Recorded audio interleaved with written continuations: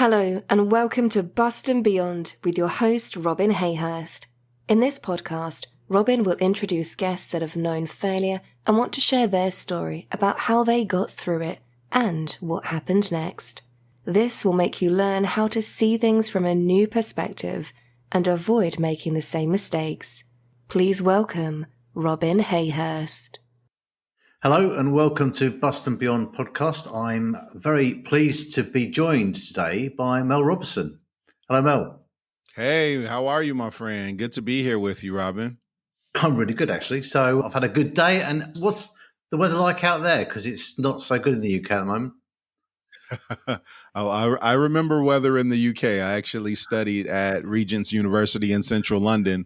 So I do remember UK weather. But yeah, it's sunny here in Chicago. It's still morning because you guys are a little bit ahead of us on the other side of the pond. And it's about 82 degrees today.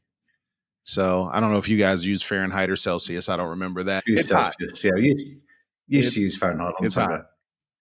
Okay, it's about 17 degrees C here at the moment. And we're all moaning because that's what raining? The British people... No, not at the moment. It has been. Did yesterday. But we love to moan about the weather. It's our big pastime. Right. So because it changes all the time. So it gives us something to moan about. So, absolutely. Mel, tell me a little bit about what you do and kind of your journey to where you are now, really. Well, that's a bit of a loaded question. I do a few things, right? So I've been in the business world. I've been an entrepreneur since 1999. So for the span of 25 years here, and I've evolved as an entrepreneur over the years. So currently what I do the most is my wife and I have a professional development company and coaching company where we provide seminars and workshops for organizations, from small organizations all the way up to Fortune 500 companies. I'll give you an example. One of our clients does the milk for Starbucks here in the States. We have another client that's a huge pharmaceutical sales company. So we provide a variety of training on leadership development, corporate culture and morale, diversity, equity and inclusion, and access, and a variety of topics. I also have an insurance arm so our company is called the Roberson Resource Group. And primarily we do trainings, but we also have resources for companies as well. And so a little over 20 years ago, I started a bit of an insurance business here in the States where we provide a legal expense plan. People pay a flat monthly fee and have access to attorneys for almost anything that they need. And we do some identity theft protection as well. So from a business standpoint, those are the two main things. I do have a few other ancillary businesses as well, but those are the two main things. And then when I'm not doing business, I'm an actor. There's a show here in the States called Chicago PD. I know some of my friends over there have seen it before because I get text messages when they're watching it. And so I play a homicide detective on there from time to time. I've been on several other major network television shows. There's an app here in the States called Tubi, which is a streaming platform. And we have the number one film on Tubi right now with over 17 million views on this particular film. And it's only been out a couple of months. So yeah, those are the main things. But I think my most rewarding career or job out of all of that has been being a father to my two beautiful daughters and now a husband to my wife of almost 2 years. Wow. Yeah, I've got two daughters, so I relate to that. That's the one thing that changed my life very quickly for the better. For the best, I'd like to. For sure. So, so that is a diverse kind of offering, really, isn't it? We have something coming up. I did do one acting part on a UK TV series, actually. It was called The Silent Witness. Okay. And I had to walk out of Sight Hut and go, I don't know, mate. Well, it took about 4 takes. The director in the end said, look, pretend you don't know what the question is going to be. But it was my kind of introduction to the world of acting. And yeah, it's still out there somewhere. So it's the episode with the skip fighting. But I walked out of and I just actually, when I kind of got into it and realized how many times you have to go over the same thing and how rehearsed it is, I just thought, this is hard work. Yeah, it's definitely work becoming another person and making it believable. But there are so many different classes. And I will say this about UK actors, because a lot of them come over here and do a lot of good work. I think that the training over there is so rigorous. While I was at Regents, there was a class that I took there, and I did visit some other schools that had acting programs. I was working on my MBA, so I wasn't even over there for acting, but I did take part in some things over there in the UK, and you all have some very serious acting programs that produce some amazing talent out of there. So the acting part wasn't as hard, though, as getting my businesses off the ground. I've been in business longer than I've been an actor. I kind of got into acting accidentally. A friend of mine asked me to be in a film, and I did it just because she asked me to. But I had years and years of practice as an insurance producer and a presenter in front of groups to sell insurance policies. So by the time I became an actor, the skill set that I had learned from business helped me in acting as far as fear is concerned, as far as fear of rejection is concerned as well. Because, sales is nothing but rejection, right? You figure out how many no's it takes to get to a yes. So you just fly through the no's as fast as possible. And it's kind of the same thing in the acting world. Before I was on the television show Chicago PD, I think I had like 13 different auditions for that same TV show before I actually landed a role on that show. So in life and business, rejection is just part of the game. I think sometimes people take what's the best way to put it? They put an emotional attachment to rejection, and they make it think it's about them. And the analogy that I give is, if you and I were out for tea, which, by the way, when I got back to the States after being in England, tea is not the same.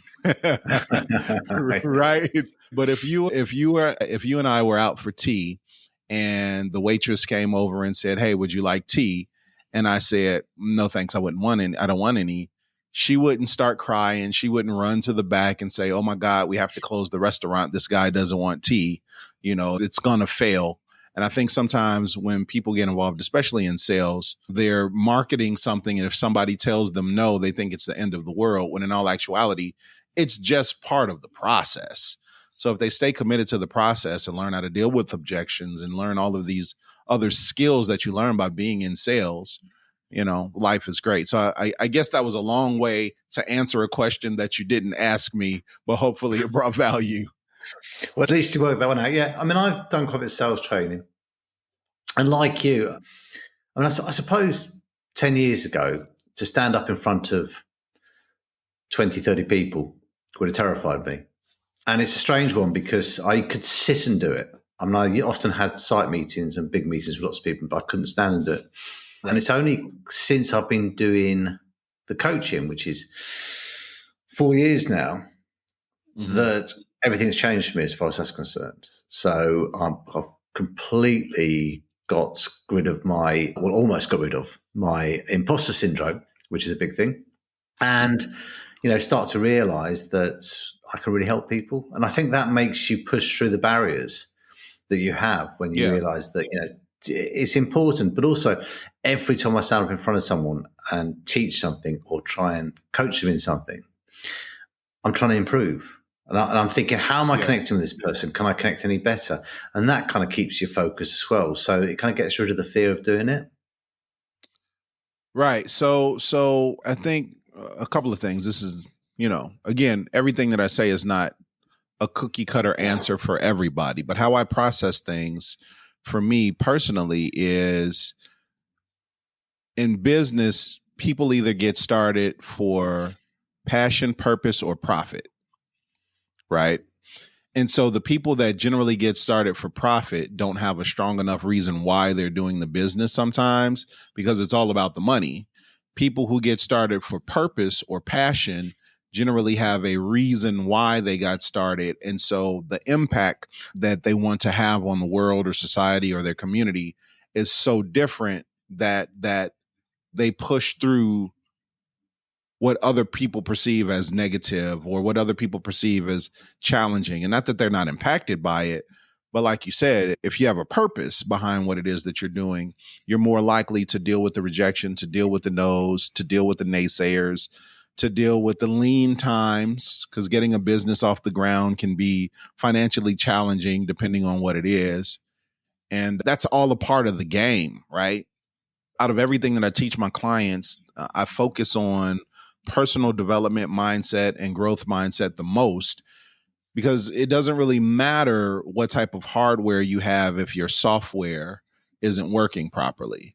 So your mental stability, the way you think, how you are personally and professionally developing yourself, the books you read, the people you associate with, the seminars you go to, are you constantly putting positive deposits into your mind so when life shows up to make a withdrawal, you don't end up with negative results or negative funds or insufficient funds in the bank account of your mind? That's really what it's all about. So you can really inoculate yourself in business by constantly reading something. I'm in my content space right now, but if I were to take you to my office, you would literally see books upon books upon, but like I have probably 1,000 books in my office and more books over here and more books downstairs and books in my bedroom. And I've read the majority of them. 80% of my library I've read. So who I've become has largely been contingent upon how I've programmed myself, which is the most important thing. And if people don't do that in business, if they're not, number one, studying the business that they're in, studying that craft, but also two, doing some personal development stuff, books like Think and Grow Rich, 7 Habits of Highly Effective People, The Compound Effect, 21 Irrefutable Laws of Leadership. I could go on and on about the various books that I've read. If they're not doing that, then they're going to be in for some trouble, because grit will only get you so far. You have to have a mindset for business as well. And there are ways to program that. I think people do struggle. I mean, 80% of businesses in the UK anyway have failed in the first 5 years. I think that's often because people start for profit. As you say, they haven't got the passion, but also because they lose their vision. And I think you can't expect to have your vision every day. That's the way I work. You can't expect, you've got to have it and you've got to return to it again and again and again, but you can't expect to have it every day. So therefore, what takes over when you haven't got your vision is process. And people aren't very good about putting process in place because it's restricting. It means you have to follow a process, but actually it's the opposite. It's very liberating. Do you find that in business? Absolutely. I saw an Instagram post the other day that said people don't rise to the level of their goals. They fall to the power of their systems, right? So depending on how proficient your systems are inside of your business, because goals are great, they give you something to shoot for. But if your systems don't support your goals, if your processes don't support your goals, or you don't have any processes in place, then, you don't really have a business. You have a hobby, right? And so a lot of people that don't have the systems in place end up failing, and they could have a great idea, but they've never put the infrastructure in place to execute. The 4 Disciplines of Execution, which is another Covey book, really talks about execution. And that's the thing. In business school, they taught us all these different ideologies. They taught us, checks and balances of accounting and finance and econ and statistics and managerial skills and all of these things, but they don't teach execution. And so in the 4 Disciplines of Execution, he talks about a couple of different things, one of which was having a compelling scoreboard. Because if you're not tracking what you're doing and you're not gamifying or making it fun or making people aware of what it is that the team is after, then you're bound to fail. And the other is like really having a clear and present vision of what it is that you're doing and having the systems in place to support it. So yeah, you're absolutely right. Without process, there's no progress. This is strange because I've actually read 4DX. It was recommended a few years ago and I found it game changing. Really kind of put a different thing. And I often use bits from it. So I talk about scoreboards a lot and KPIs and how important they are. So if you're playing a game of rugby, I choose rugby because it's slightly more complicated than football for scoring, but also football, your football and our football, you call it soccer, we call it football, but, we know who's right. We know who's right and wrong there. We've already understood that. But anybody who was watching this podcast, I'm a Liverpool fan. You will never walk alone. Just wanted to throw that out there. So when you said football, I instantly thought Liverpool, but go ahead. My daughter's boyfriend's a Liverpool fan and he's literally been devastated and losing the manager, and I've never seen so almost crying. I mean, there was a fake thing going around saying that he was coming back, and I said, "Oh, I saw this thing on Instagram that he's coming back," and he went, and for a moment his eyes brightened up, and he was so Liverpool fans. But so I use rugby because the scoring is slightly more complicated. So if you're standing on a rugby pitch or you're watching a game of rugby, say, but more kind of playing it, and you couldn't hear what the referee was saying, you didn't know what the score was, and there was no scoreboard, how hard would you need to push to win? How would you know if you're winning or losing? How would you know, that you're going to have to just give it a bit more of an oomph, you might win? All that kind of feedback, all that stuff that you need to know, you don't know because you haven't got a scoreboard. And it's exactly the same thing with the business. I agree wholeheartedly.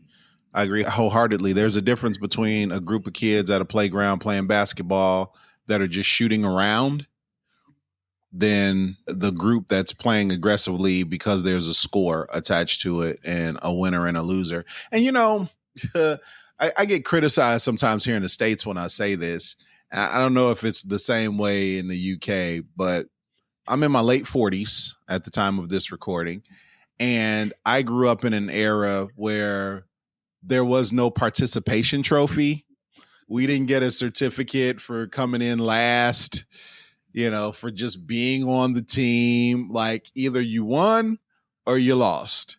And now I think some of the resilience of our young people has been skewed based on the fact that we're extremely soft on them and everybody gets a participation award and everybody needs to be included. I think that's true. I think that's true in the UK as well. Things have changed. We've got to learn what failure is. We've got to learn to get back up and try again. And I think, I love the idea of the difference between success and failure is success is standing up one more time than you fall over. I've always seen, and I've never had kind of a big conversation about it, but I've always seen Americans having a much better attitude towards failure. That failure in business is quite acceptable and that's fine. And I think in the UK, it's more shunned upon. That's the way I've always looked at it. And I think there's some great, again, I do watch a bit of social media, it's terrible and great at the same time. But now, if an Englishman saw a Ferrari going past, he'd mostly go, bugger, rich bastard. And we would expect that an American would go, wow, hasn't he done well? And I think that's kind of sums up the difference in attitude of the two countries, really. And there is a lot of difference. I mean, I remember years ago, I signed up to a Tony Robbins thing about marketing and stuff like that. And all these guys are doing this marketing in the US and they're getting really good results. And I was using exactly the same marketing systems and getting no results because I think the countries are actually very different in lots of ways. Absolutely. Yeah. So Chevrolet is an American car company. And you have to know, this is a story about you have to know your market. And so back in the 70s, I believe it was, Chevy came out with a car called the Chevy Nova. And it did extremely well here. Extremely well. And so once it did well here, they said, all right, we're going to take this to other countries. And they took it to Mexico and sold no cars because Nova in Spanish mean doesn't move. Right. So yeah. You have to know your market. You got to know your market. Everything doesn't work everywhere. No, I totally agree. And I think but there are these kind of fundamental differences. And I know there's even a language difference. I don't think do you know what a fortnight is? Well, outside of the video game, it's a video game here. That's the most popular fortnight. Fortnight in the UK means 2 weeks. I'll see you in a fortnight. Okay. So there is a language difference as well in some ways. And, definitely scones or whatever. Is it British biscuits or you call them something like biscuits, that? Yeah. Biscuits and cake and stuff like that. So there's quite a few differences there, I think. So we met on Sarah Gray's event, which I was quite impressed with. So I invest quite a bit in my own kind of learning and learning more. And, I read a lot of books and I do a lot of courses and stuff like that. And Sarah was talking about marketing particularly. And you were one of the coaches on the event and we got chatting and you very kindly said you'd come on the podcast and have a chat about it. How do you know Sarah? How did that connection happen? I was in her classes. I've been in her classes and I get results. So yeah. I believe in our system. And so she asked me if I would do support. My wife and I, too, we've done a few events with Sarah, if we would do support for her clients during the event, because we kind of know the system. We know the questions to ask. We're also in the coaching space. So it was easy for us to support something that we believe in and help people get their questions answered, and, even have some coaching sessions with them and give them some tips based off of what we learned about their businesses. Yeah, I think it was definitely interesting for me, the way it was almost like, so for people that don't understand these events or haven't been to them or not involved with them, it's like watching a television program. So it's a studio as opposed to someone sitting at a desk, where there's quite a bit of interaction. All the faces on Zoom are up on the wall, so big screens with all these faces and stuff. And it's a 3-day event. So 3 days sitting on Zoom doing something. And it was pretty engaging. I didn't have high hopes for it when I kind of went, but it's pretty engaging and really interesting. So it's just another kind of way that when you're trying for success, when you're trying to move forward, and particularly when you're passionate about helping people, that you invest in yourself. And I've done that for the last 4 years, actually tens of thousands of pounds. So I keep investing in myself and moving forward like that. So how did you, going back to your companies, because we're very diverse conversation here, but I think it's worth doing. Go back to your companies. What made you start your first company, and which one was it? It's funny, right? Necessity is the mother of invention. My first job out of college, I was fired from, and I didn't like my regional director. He didn't care for me. I won't even name the company, but I got fired from it. I won't even go into extensive detail about the company. The funny thing is, I coach one of its competitors right now from the first company that I got fired from back in the 90s. Anyway, so I got fired from this company, and I didn't like the feeling of it. I didn't like the feeling of somebody telling me my value, what I was worth, basically holding the balance of my life in their hands. I didn't like the feeling of it. So I said, I'm going to start my own business. Didn't have a whole lot of business experience, but what I did have and what I did study a lot of was leadership. I was a political science major in undergrad for my first degree. And so I studied a lot of leadership principles, basically governmental leadership. But every school that I've been at, from elementary school to high school to college, I had been the president of the student body.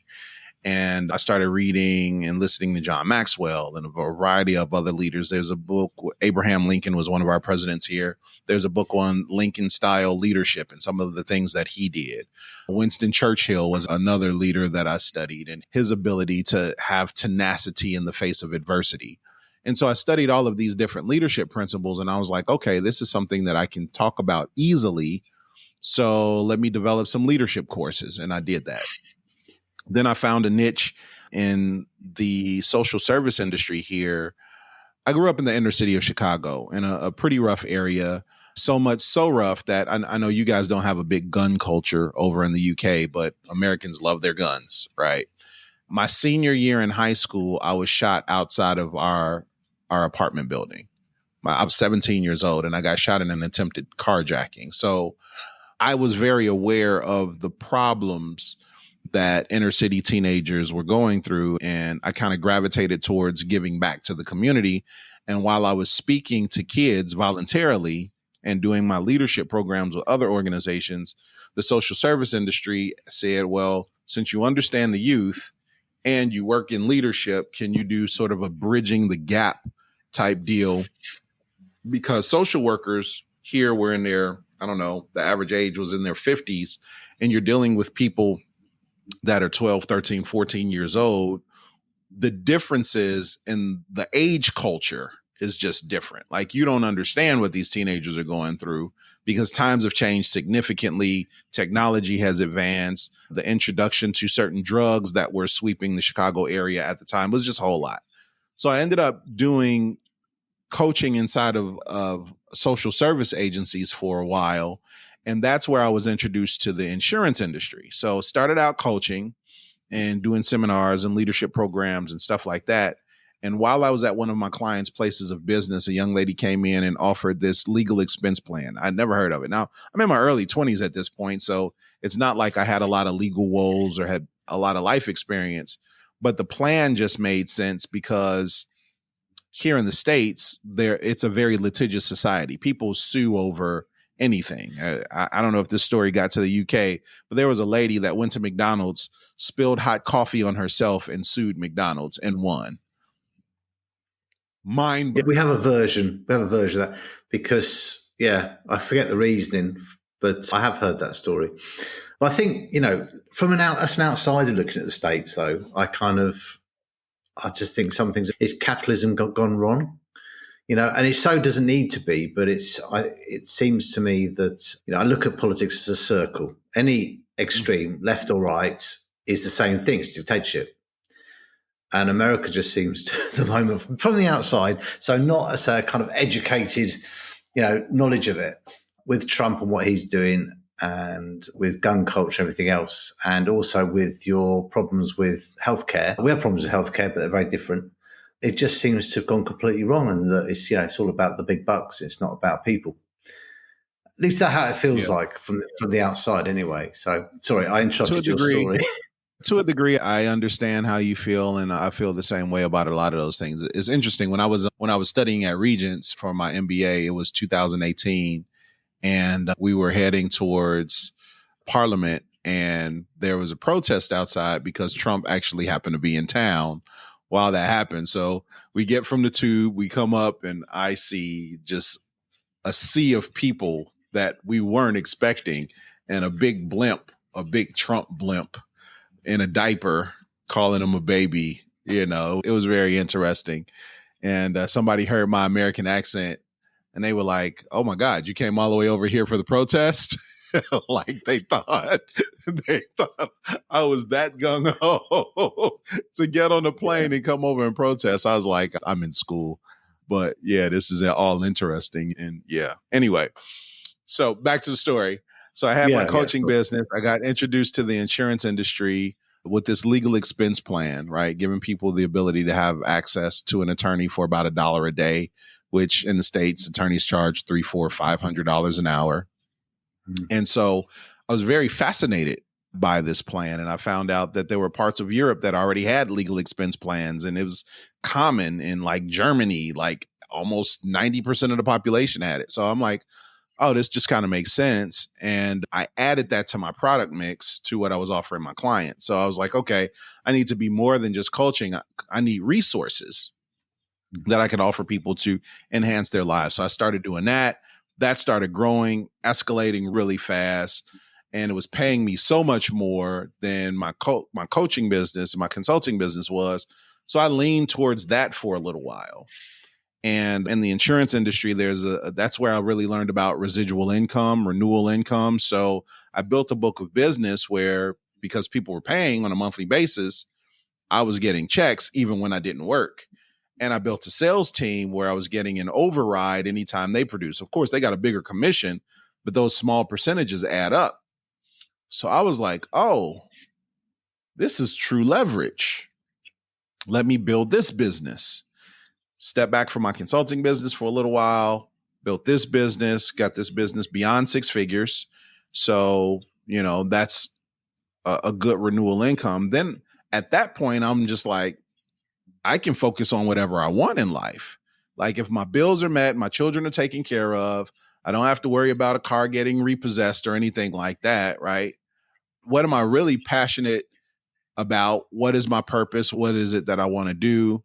I started acting before I had really built the business super strong. I mean, it was a good income, but I started acting, and then all of the businesses that I've created have been created out of either passion, purpose, or a need for something. So at one point in time, I needed shirts for my sales team. All the people that were quoting me for these shirts, I was like, this is ridiculous. Like what you guys are trying to charge me for these shirts, it doesn't make sense. I don't like your designs. I have a bit of an artistic background, so I kind of rough sketched the design. My cousin does graphic art. He did the design, and I was like, we need to make these shirts ourselves or find a printer. So we found a wholesaler who sells to retailers, and started printing our shirts. From there, we started doing shirts, and then we did anything that you can print: pins, rugs, uniforms, embroidery, hats. So I still have business interests in this company that me and my cousin created because we needed our own shirts. It kind of reminds me, I don't know if you're familiar with the Waterman pens. Are you familiar? Yeah. So the Waterman company, Mr. Waterman was a salesperson, and he lost a big sale due to a fountain pen like spitting ink on a contract. Lost a big sale, and he's like, this will never happen to me again. He wasn't even selling pens. I don't even know what he was selling. But in this story, his frustration in not having a product that he really needed created the Waterman Company, which is one of the most recognized writing instruments in the world now. And that's how my businesses have been. Like, I needed something, so I started doing it. And so, yeah, I got the printing business. I still have the coaching business with my wife. I am a 7-time Amazon bestselling author. As a matter of fact, literally right before we started recording this, a truck just dropped off. Oh no, they're right here. My wife is yelling, no, I didn't take them. A truck just pulled up with the pallet of our books. All right. This is our latest book. It's called Love Beyond 40, a guide for Black women on finding lasting partnership. And this is one of the things that I learned from Sarah Gray, right? Because this book really could be for anybody, right? What we talk about in this book is the work that it takes to prepare yourself for a lasting relationship. Literally could be for anybody, literally could be for men. But when it comes to love and romance, this is not a genre that men read, right? And since I don't know if you guys know this or not, or if you can tell, but I just happen to be Black. Couldn't tell that. Couldn't tell at all. It doesn't matter in the UK. We don't give a monkeys. So I know you don't. But at the end of the day, we're niching down to who's going to buy the book. We had to pick a target market, an area to focus on. So it says a guide for Black women on finding partnership.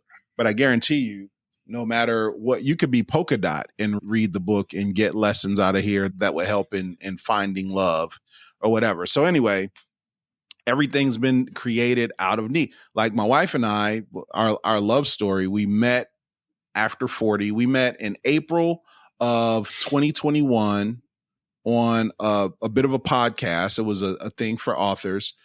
Found out she went to high school with my younger brother. Her and my younger brother have known each other for years. We seen each other when my brother was in high school, but I'm 4 years older than her, so it wasn't really a thing. So in April, we met on this thing for authors, this virtual podcast interview for authors. We met for the first time in person on June 19th of 2021, rather. We got married on June 19th of 2022. So it's this whole phenomenon about, wow, you guys got married really fast. How did this happen? Champions are not made in the ring. They're made in the gym. It's the preparation beforehand that gets you to a point where you're ready for what comes in front of you. And so that's what this particular book is really about. All of the things that we did to prepare ourselves for a serious relationship. And so by the time you meet that person, you're ready for it. But again, everybody was asking us, how did you do it? You all are giving us hope for love. I'm after 40. Can you really find true love? People are so set in their ways. Just all the different things that we heard. So there was a need for this type of information to be out there. So we literally sat down, figured out, okay, what were all the things that you did? What were all the things that I did? Some of them were exactly alike. Some of them were a little different. I was like, oh, that's interesting. I've never heard of that concept before. And we put it all in a book. And now it's available to the world. So from the outside, sure. Mel, you look very successful. You've got 7 books out. I'm taking 7. This is the 8th. Yes, 8 books. You've got a passive income from some of your businesses. You've got your coaching business. You've got a wonderful wife, 2 wonderful daughters. Where's the failure? What's your biggest failure? The failure. Wait, because people don't talk about failure, and we've talked about success, and there's loads of success in your life. I can see it, and I can see how passionate you are about life. Right, but that hasn't come without a cost. Absolutely. So here's what I'll say. Right, I started failing at such a young age that I never, I stopped internalizing it and I was able to get through it faster. There were things that I overcame at a young age where I was told I wasn't good enough, I wasn't smart enough, I wasn't athletic enough, losing basketball games, not making teams, being looked over for starting positions, having run-ins with teachers that didn't particularly care for me, all types of stuff. And I had to figure out a way to bounce back from those at a young age, where by the time I got to the business world, I only saw failure as temporary. So I've been bankrupt before, right? Like, I've filed bankruptcy. I've had to file bankruptcy because the debt was crazy. Businesses failed. I talked about the businesses that went well. I didn't talk about the businesses that didn't go well. There were several of those. I worked with a mortgage company before, me and one of my fraternity brothers, that didn't do well. We had a real estate crash here in the US that, like, literally I lost everything in that. What are some of the other things? I've never had a car repossessed, so to speak, but I did have a secured loan where my credit wasn't good enough. So I used my assets against the loan. And since I didn't have the money, I ended up depleting my assets, which, had I not had a secured loan on this vehicle, my car would have been repossessed. Let me see what else. The two children that I have, the two amazing children, where I grew up with both of my parents in the home. And I thought at one point in time that me and their mom were going to be together forever. And that didn't happen. We're still good friends to this day, but we were the right people in the wrong relationship. So I had a failed relationship and had to raise my children outside of the home where they didn't live with me. I wasn't the primary parent. I went over there a few times a week and helped them with homework and saw them on the weekends, but there's nothing like waking up with your children every single day. So the mental anguish of a failed relationship and me not being the parent that my dad has continued to be throughout my entire life was devastating. I never imagined I would ever raise my kids outside of the house. Being fired from my first job out of college, contracts that I've lost or didn't get for various reasons. The only reason that I went back and got an MBA, and I got out of undergrad in the 90s. I didn't start my MBA until 2017. I started working on my master's in business administration. And the only reason that I did that is because in my coaching and speaking business, there were two $10,000 contracts that I lost, two different companies, to the exact same speaker, where I know I had more business experience than him. I knew I was a more passionate speaker and better on stage than him. Nothing against him, but it's like comparing a Ferrari to a Yugo. You know what I mean? They're both cars. They can both get you there, but one of them is a lot more exciting to drive. And I went back to the companies and said, hey, why did I not get these contracts? If you don't mind, what was it about my offering that you didn't like? And they said, quite frankly, the person that we chose, and I knew who they chose. I didn't ask, but I knew each other. We run in the same circles. The person that we chose has an MBA, and we think he probably understands business a little bit better. There are some things that I learned in school that I didn't know, but nothing replaces experience. And what the request was for what they wanted to be taught had nothing to do with anything that I learned from having an MBA. So I'm just like, okay, whatever. Right. So I went back to school and got that because I was losing money because I thought I needed another certification or something or a degree to make that happen. Let me think of some of the other investments, like as a business owner. And once I did have some passive income, I'm like, now I need to start putting this money in other vehicles, make it work for me, whatever. Bad business deals where I've lost tens of thousands of dollars, probably closer to $100,000. Yeah, well, probably over $100,000 at this point. And bad business deals, bad investments, things that I should have researched a little bit more. So there are a ton of failures. And you're right. That's really good to know, because I actually think people look at successful people and don't see all the tombstones along the route, all the problems, all the tripwires, all the anguish they've had to go through to get there. Running a business isn't easy. And anyone who says it is, isn't really running a proper business. And I think that, you can make it easy. There are ways of doing it, but if you don't know, you don't know. And you don't know what you don't know. That's the big problem. So I think for people to be really honest about their failures, about, the road they've had to take to get to where they are now, even if they're in a really happy place now, is so important. We all look at people from the outside and think about how successful we think they are. But that's us judging them. That's us judging how successful they are.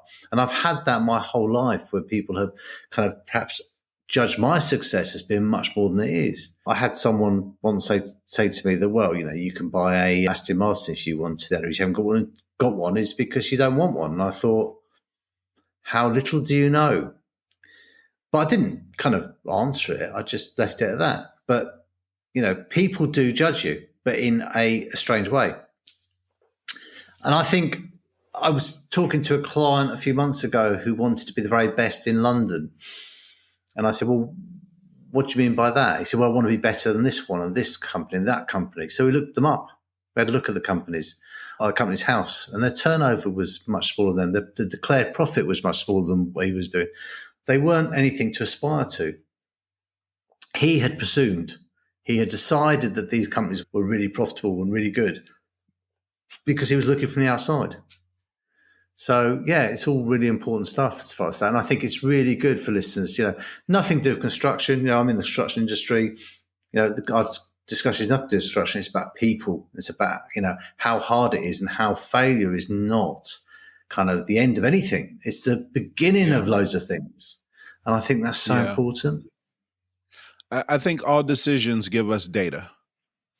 And once you have the data, you can adjust, right? People say, well, Mel, how did you become successful? I say, good judgment.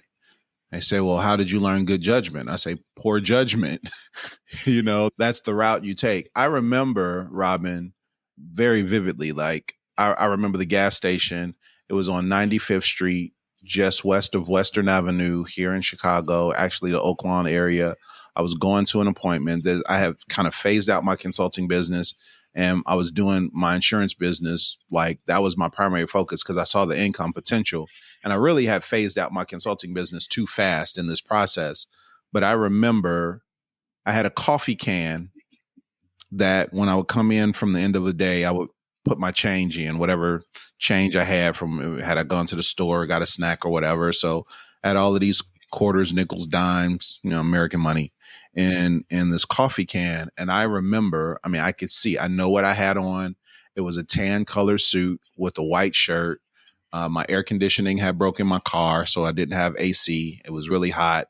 I was sweating, and I was counting quarters out of this coffee can to go inside, get enough gas to get to my next appointment, and grab a snack so that my stomach wasn't growling so loud while I'm sitting with this potential client.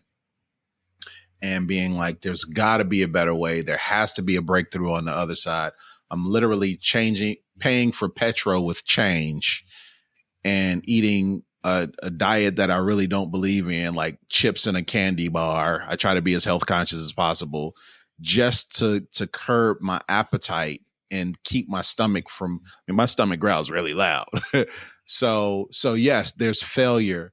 There's times you want to give up, but in those moments, that is what determines how extraordinary you really are. And it's part of the story on the back end. So I agree wholeheartedly.